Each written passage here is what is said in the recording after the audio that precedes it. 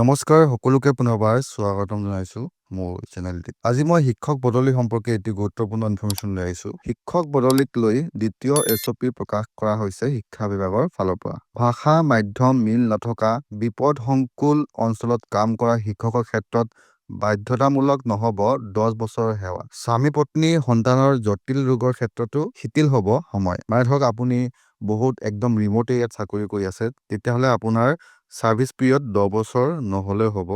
আৰু হাজবেণ্ড ৱাইফৰ নিজৰ ল'ৰা ছোৱালীৰ ক্ষেত্ৰত যদি জটিল ৰোগৰ সমস্যাত ভুগি আছে, সেই ক্ষেত্ৰতো তেওঁলোকে বিবেচনা কৰিব, মানে ৰেহাই দিয়া হ'ব বুলি ইয়াতে উল্লেখ কৰা হৈছে। শিক্ষক বদলিৰ পৰ্টেল মুকলি কৰাৰ পাছত প্ৰাথমিক শিক্ষা সঞ্চালকালয়ে দ্বিতীয়খন SOP প্ৰকাশ কৰিছে। বদলিৰ ক্ষেত্ৰত কেতবোৰ চৰ্ত আৰু শিথিল কৰি প্ৰকাশ কৰা SOP অনুসৰি মাধ্যম বা ভাষাৰ মিল নোহোৱা বিদ্যালয়ত নিযুক্তি পোৱা শিক্ষকক সেই জিলাত 10 বছৰীয়া সেৱা সম্পূৰ্ণ নকৰাকৈয়ে বদলি কৰিব পাৰিব। ইতিমধ্যে এবাৰ বদলি লাভ কৰা সকলে পাৰস্পৰিক বা একক মাধ্যমেৰে হওক বা তেওঁক কমেও 2 বছৰলৈ বদলিৰ সুবিধা দিয়া নহ'ব।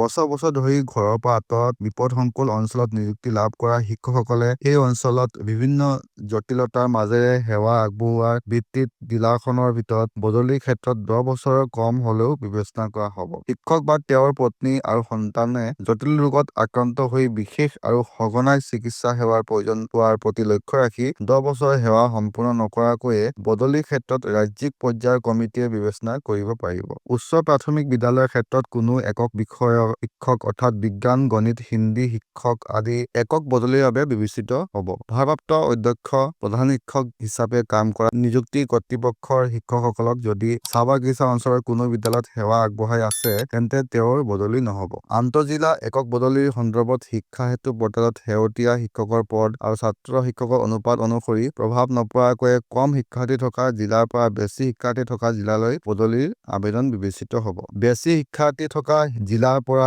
কম শিক্ষাৰ্থী থকা জিলালৈ শিক্ষকৰ বদলিত অনুমতি দিয়া নহয়। পাৰস্পৰিক বুজাবুজিৰে বদলিৰ ক্ষেত্ৰত 2জন বা 2জনতকৈ অধিক আবেদনকাৰী শিক্ষক সমানে যোগ্য হয়। তেনে ক্ষেত্ৰত আবেদনকাৰীৰ উপস্থিতিত বা ভাৰ্চুৱেলি ভাৱে লটাৰীৰ দ্বাৰা বদলিৰ সিদ্ধান্ত লোৱা হ'ব বুলি SOPত উল্লেখ কৰা হৈছে। বেচিকেলি এইখিনি ইনফৰমেশ্যন ছিংগল ট্ৰেন্সফাৰৰ বেছিক ইনফৰমেশ্যন দিয়া হৈছে ইয়াতে। মিউচুৱেল ট্ৰেন্সফাৰৰ কথা কমকে কোৱা হৈছে। চ' আপোনালোকে যোন য'ত এপ্লিকেবল হয় সেইখিনি আপোনালোকে বুজি ল'ব কথাখিনি। চ' এয়া আছিলে আজি ইনফৰমেশ্যন। আশা কৰিছোঁ আপোনালোকে মোৰ ভিডিঅ'টি চাই উপকৃত হৈছে। যিহেতু এই ভিডিঅ'টি প্ৰথম ভিডিঅ' মোৰ চেনেলটিত, আপোনালোকে যদি ভিডিঅ'টি চাই উপকৃত হৈছে তেন্তে আপোনালোকে কাইণ্ডলি মোৰ ভিডিঅ'টি আনলৈ শ্বেয়াৰ কৰি দিব আৰু লগতে লাইক কৰিব, কমেণ্ট কৰিব আৰু নিজৰ সমস্যাবোৰ আপোনালোকে কমেণ্টৰ জৰিয়তে প্ৰকাশ কৰিব। চ' এয়া আছিলে আজি ইনফৰমেশ্যন। লগ পাম আন এটি ভিডিঅ'লৈ। তেতিয়ালৈকে stay fit, stay healthy. Bye bye. জয় আই অসম, জয় হিন্দ।